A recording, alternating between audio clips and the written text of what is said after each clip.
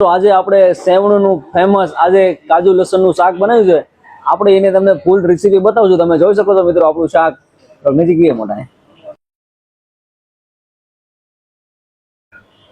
આપણું કાજુ લસણનું શાક તૈયાર થઈ ગયું છે.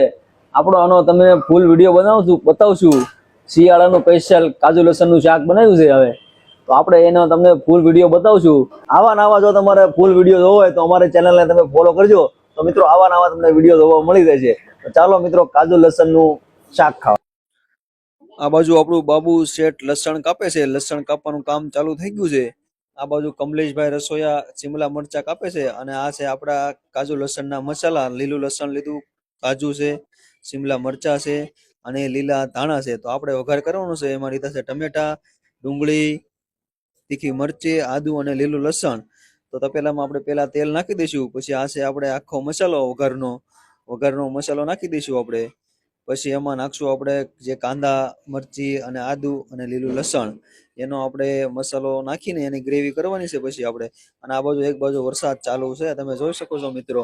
અને આ બાજુ આપણે લસણ ફોલવાનું કામ ચાલુ છે, કારણ કે કાજુ લસણનું શાક બનાવવાનું છે. આપણે લસણ જોઈશે વધારે એટલે લસણ ફોલે છે. ને આ બાજુ કમલેશભાઈ રસોઈયા આપણે શાક બનાવે છે કાજુ લસણનું. તો ટમેટા નાખી દઈશું આપણે. હવે કાંદા સડી ગયા છે એટલે એમાં નાખશું હવે ટમેટા.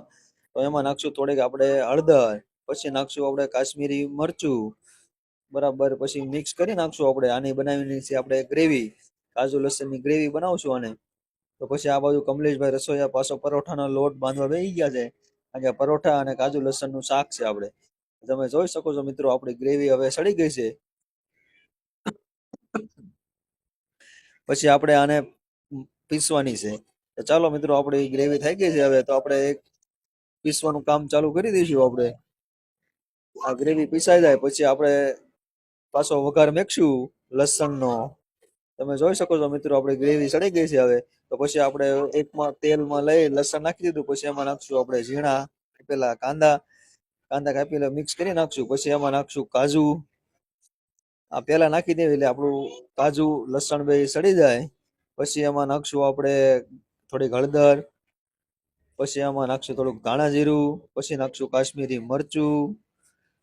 એ બધા મસાલા નાખીને પાછું આપણે મિક્સ કરી નાખશું આપણે. પછી આપણે નાખશું શિમલા મરચા.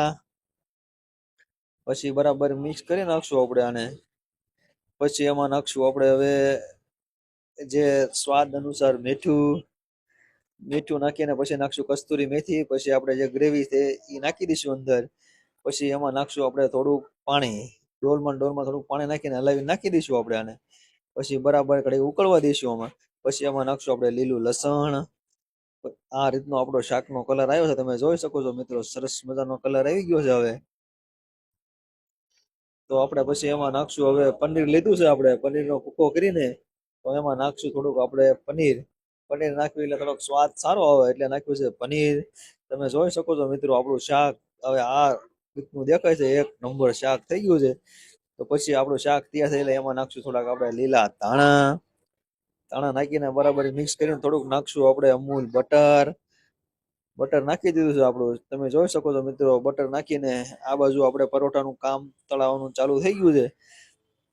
તળાઈ જાય પછી અમે બધા બેસો મિત્રો બધા જમવા બેસી ગયા છીએ. હવે એક બાજુ વરસાદ ચાલુ છે અને આ બાજુ બધું જમવાનો પ્રોગ્રામ ચાલુ છે. તમે જોઈ શકો છો મિત્રો કાજુ લસણ ની બધા મોજ માણે છે, કાજુ લસણ અને પરોઠા. તો ચાલો મિત્રો વિડીયો સારો લાગ્યો હોય તો શેર કરી દેજો.